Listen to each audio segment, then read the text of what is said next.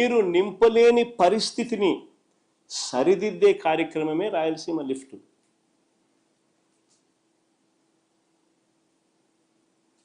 ఎన్ని అధిగమించి ఇప్పుడే పరిస్థితి 20 రోజులు 30 రోజులు రావడంలో నీళ్లు, మరోవైపున ఈ పరిస్థితి రోజుకి 8 టీఎంసీలు నీళ్లు శ్రీశైలం నుంచి ఖాళీ అవుతా ఉన్న పరిస్థితి, అయ్యబోయే పరిస్థితులు. మరి 20-30 రోజుల లోపల ఏ రకంగా నీళ్లు రాయలసీమ ప్రాజెక్టులకు అందుతాయి? దాన్ని సరిదిద్దే కార్యక్రమమే ఈ రాయలసీమ లిఫ్ట్. కొత్త రిజర్వాయర్లు ఏం లేవు దీంట్లో.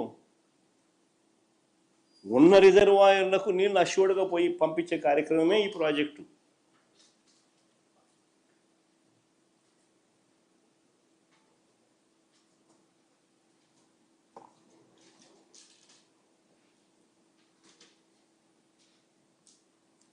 అసలు వాస్తవం ఏంటంటే పాలకులుగా అటువైపు తెలంగాణ కానివ్వండి, ఇటువైపున ఆంధ్ర కానివ్వండి, అందరం ఒకటే భాష మాట్లాడతాం, అందరం అన్నదమ్ములము. Nobody is against the other. Telangana ప్రాంతంలో వాళ్లకు నష్టం చేయాలని జగన్ ఏ రోజు ఆలోచన చేయడు, తపన పడడు, తాపత్రయపడడు. అయితే మా ప్రాంతంలో ఉన్న మా వాళ్ళకు మాత్రం నష్టం జరగకుండా చూసుకునే కార్యక్రమం కూడా చేయడం మా ధర్మం. కొత్త రిజర్వాయర్లు ఏమి కట్టడంలా, ఉన్న రిజర్వాయర్లకే నీళ్లు ఖచ్చితంగా ఆ రిజర్వాయర్లకు చేర్చగలిగే కార్యక్రమం చేయలేకపోతే చరిత్రహీనులమవుతాం. This is what we have done. దీంట్లో ఒక ఎమోషనల్ డ్రామాస్ ప్లే చేసి భావోద్వేగాలను రెచ్చగొట్టి ఇరు ప్రాంతాల ప్రజలకు మధ్య గొడవలు క్రియేట్ చేసే కార్యక్రమము పాలకులుగా ఉన్న కొంతమంది చేస్తూ ఉన్నారు. తప్పది.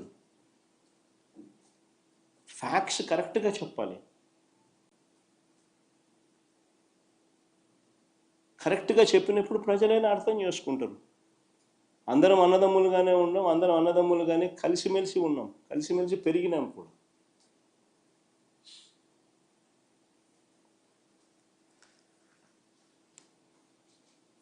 గతంలో కూడా రాయలసీమలో ఉన్న ఏ ప్రాజెక్టు కూడా పూర్తి వాడుకోలేని పరిస్థితి. ఆశ్చర్యం ఏంటంటే చంద్రబాబు నాయుడు గారు అనే వ్యక్తి ముఖ్యమంత్రిగా నా 40 years ఇండస్ట్రీ అంటాడు, 15 ఏళ్ళు ముఖ్యమంత్రి చేసినాడు, ఇప్పుడు మళ్ళా దాదాపు ఇప్పుడు 17 ఏళ్ళు అవుతుంది. అసలు ఇన్ని సంవత్సరాలు ముఖ్యమంత్రిగా చేసిన వ్యక్తి ఆశ్చర్యకరమైన పరిస్థితి ఏంటంటే రాయలసీమలో ఉన్న రిజర్వాయర్లను కనీసం ఫుల్ కెపాసిటీలో నీళ్లు నింపుకోలేని పరిస్థితి.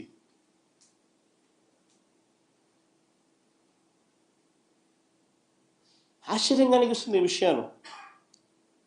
ఇదే పేదమని చంద్రబాబు నాయుడు గారు ప్యాకేజీలు విడగొడతాడు, జీవో నెంబర్ 22, జీవో నెంబర్ 63 అని చెప్పి డబ్బులు ఎత్తే దానికోసం జీవోలు జారీ చేస్తాడు. రేట్లు పెంచేసి నామినేషన్ పద్ధతిలో దోచుకునే కార్యక్రమాలు చేస్తాడు వర్కులు ఇచ్చి. పేరుకు రిజర్వాయర్లు ఉన్నాయి కానీ నీరు నింపలేని పరిస్థితి. మేము అధికారంలోకి వచ్చిన తర్వాత ఒక్కొక్కటిగా దీన్ని సరిదిద్దుతూ వస్తూ ఉన్నాం. మేము అధికారంలోకి వచ్చిన తర్వాతనే మొట్టమొదటిసారిగా దీన్ని సరిదిద్దే విధంగా అడుగులు పడ్డాయి. Telugu Ganga link canal 0 to 18 kilometers design discharge పంపించుకోలేని పరిస్థితి. 500 కోట్లు మేము ఖర్చు పెట్టి డిజైన్ డిశ్చార్జ్ మేరకు 15,000 క్యూసెక్లు దాంట్లో పంపించే విధంగా దాన్ని రిపేర్ చేసి ఆ 0 to 18 kilometers రిపేర్ చేసి తీసుకురాగలిగాం వాడుకలోకి. Telugu Ganga link canal, SRBC GNSS canal carrying capacities అంటే కెనాల్ క్యారీయింగ్ సామర్థ్యం రెండు కలిపి 30,000 క్యూసెక్లకు పెంచే పనులు మేము చేపట్టాం. నిప్పుల వాగు ద్వారా నెల్లూరు వరకు 30,000 క్యూసెక్లు వెళ్లేలా పనులు మేము చేపట్టాం. హెచ్ఎన్ఎస్ఎస్లో కేవలం 2000 క్యూసెక్కులు మాత్రమే వెళ్తూ ఉంటే